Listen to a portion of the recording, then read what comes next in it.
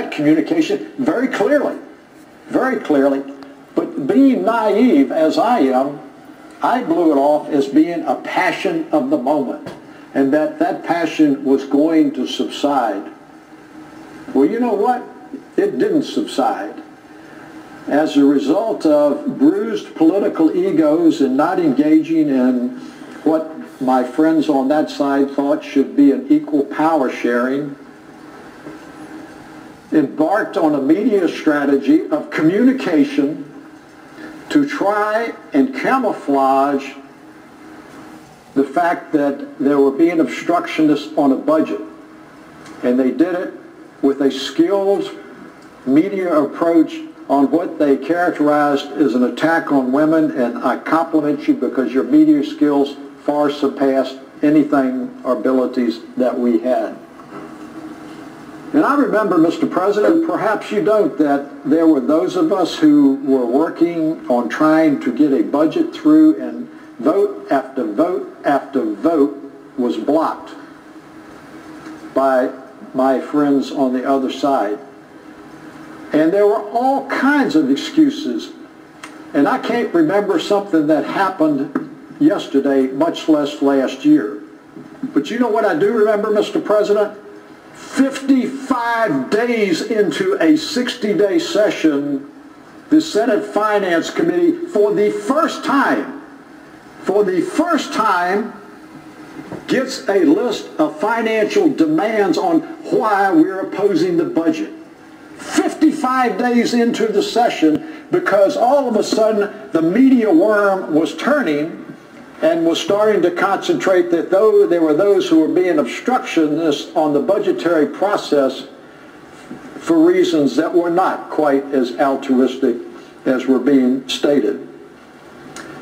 And the point of that, Mr. President, is that that is a chapter in history, and I can tell you when I came to Richmond this year, I had a fresh attitude and a fresh mind. And I said to the ladies and gentlemen on our side, we have got to start out 2013 without looking back behind us in the rearview mirror and look forward to see what we can do to move Virginia forward. And I thought we got off in that way. And I understand yesterday was not one of the finest days in the Senate. I understand why there are those that disagree and disagree vociferously with the process, not with the substance. I don't understand that. I do understand the annoyance with the process. But I say to you, as you reflect on communication, I hope that some of the subjective emotional comments that I heard yesterday, completely unrelated to the redistricting process, were merely a substance of emotions. To hear vitriolic comments like, there's going to be no transportation plan, there's going to be no education plan, those are policy issues that are going to be impacted by a political consequence. And I suggest to you that I am hopeful over the next few days that some friendships can be renewed. Unfortunately, sometimes friends disappoint friends, and there are a lot of reasons for disappointments. We can live with disappointments, but what we cannot live is being an obstructionist and blocking moving Virginia forward on vital issues like transportation, education, health and human resources, public safety, because we got our feelings hurt on a political move. So I am hopeful that we can reestablish an atmosphere to move Virginia forward, and I'm certain that my droll, boring comments will not be above the inflammatory comments in the media tomorrow. Thank you, Senator. The senior senator from Fairfax, Senator Saslaw.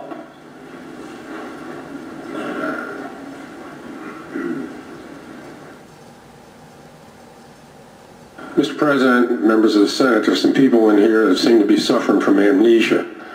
Let me just tell you about process. Last year, or 2 years ago when we had that redistricting bill, I went to virtually everyone in the Republican Party, with the exception of several people, and asked them if they were satisfied with their districts. I didn't ask the senator from, from Harrisonburg area, Senator Obenshain. I didn't ask Senators Newman and Senator Smith, but virtually everyone else I went to, and I asked you, are you satisfied with your district? Virtually every single one of them said yes. Not only that, there were hearings around the state. Our plan was up on, on the internet for people to review. It wasn't something that just popped out of nowhere at the very last moment. Okay? I mean, I went to, like I said, I went to almost everyone there and asked them. And the ones that told me that, they needed this change, they needed that change, we made those changes. We made those changes. The senator from James City County complained about he was north of one of the rivers, I don't know, the Rappahannock, I guess. And we changed that. And had he come to me and said, the district goes down to Suffolk, or I guess Essex County, Suffolk County, we would have changed that. We would have made that work. And it was not done like this, okay? And I trust people until they prove otherwise. And let me tell you, anybody who thinks there was that what was done yesterday has moved Virginia forward, I got to tell you, that's absurd. And it's actions like that that move Virginia backwards and create the same problems that you see in Washington, D.C. The junior senator from Henrico was exactly right.